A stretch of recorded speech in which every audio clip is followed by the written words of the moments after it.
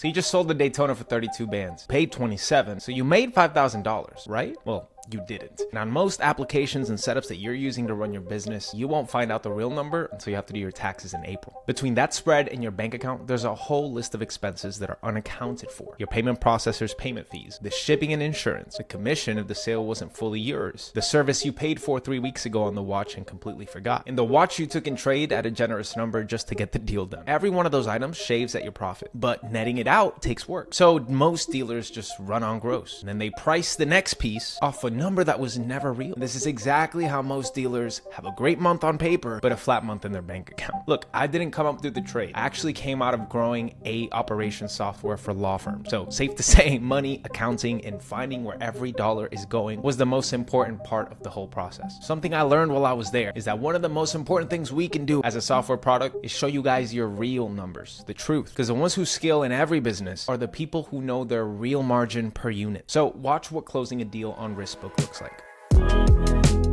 Okay, so from your dashboard, you're gonna wanna go over to your deals page. You're gonna see a whole lot of beautiful stuff that I'd love to show you on a demo. But let's record a deal first. Okay, so now that we're recording a deal, you're gonna see up top, you'll have a toggle for jewelry or watches. If you're just doing watches, you're watching this, you're gonna want to find your linked watch. You can do this super simply. One, you can either type in the SKU number if you have that there available. You can type in the name of the brand. You can type in the model of the brand, or you can just scroll through the whole inventory right here. It'll be your whole inventory, no matter how many things you have.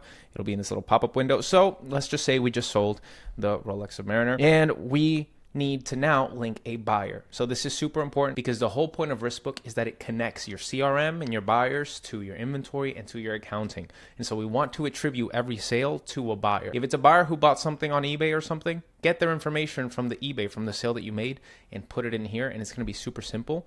All you're gonna do is hit new buyer and you're gonna put their name. Let's do LeBron James, preferred contact email. You can change it here. You can do phone, you can do text, you can do DM, whatever. And you can add a wish list item, but go look at one of our buyer workflows to understand what this is. So let's just save the buyer just to attribute it to the sale. Once you select your linked watch, it's automatically going to fill in the reference number, the brand, and the model name of the watch, obviously. And it's going to fill in the sale price that you had placed in the inventory item. When you log an inventory item on WristBook, you're going to enter in the cost basis, meaning what you paid for it, and you're going to enter in the asking price for it. And so here you're going to see the sale price. It's going to autofill with the asking price you had. So just put in what you sold it at. Let's say LeBron got freaking ripped off and I sold it for 22 bands. You can see already the net profit based off of just this alone. But remember, this is where most people fail to log the item. So you have fees and adjustments, trade-in that's taken, and payment received that you can add in here. All optional, but if I were you, I would make sure to put it. $330 Stripe took from me on this sale. Shipping and insurance, it cost me $250 to ship and insure this. Then commission, if you had somebody who helped the deal come along and you promised them a percentage, you can put whatever you paid them there. And then sales tax collected, you can also enter in there. Then, of course, you have your trade-in opportunity. So this is where you can actually put in some sort of trade-in that you got. Say it was this one, ladies' annual calendar. And for the sake of this, let's say we gave them a $6,000 trade-in value for that, and they brought it with papers. Whenever you save this deal, this watch is actually going to auto-populate into your inventory with a little label that says it was taken in as trade-in. And so that way your inventory gets filled. It's not just a random expense. It's an actual item in your inventory plus a part of this deal. You have your sale price, $22,000, cost basis, minus your fees and adjustments. Net profit, $9,920. Cash collected today is going to be $16,000. If you instead want to do it on a payment plan, you can add a payment here, due date, etc. Maybe if you're going to do multiple different payments. But the idea here is that you have all of this broken down and you actually have a true net profit. So once that payment is recorded, you're going to be able to see it here. You're going to see the additional item that was a part of it. So you'll see the trade-in item right there, the Patek Philippe that we added into there. You're going to see the performance of the watch. So you're going to have a whole section where you see how long it was stocked, the margin you sold it for, a quick timeline of when you acquired it, when you logged it, and when it's sold, and then of course the deal details. So who the buyer was, when you can actually go click over to the buyer section,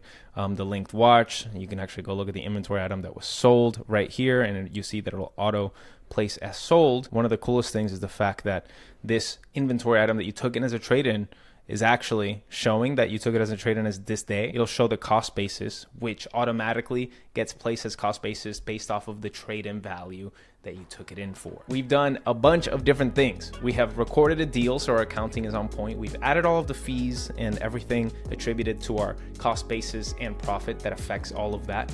We've processed a new inventory item, and we've added a new buyer into our system that we can sell something to later on, since they're now in our buyer database. This is the power of WristBook. I actually know the money that I made today on this deal. It's not a guess. And this is a part of every plan, but if you are listening to this and our founding pricing is still available, take advantage of it. $79 a month for everything that is currently in our pro tier and everything that is to come. All you have to do is go to get.wristbook.io, or if you're watching this on our website, click the button to get WristBook, fill out the form and sign up. It's super easy. I'll see you over there.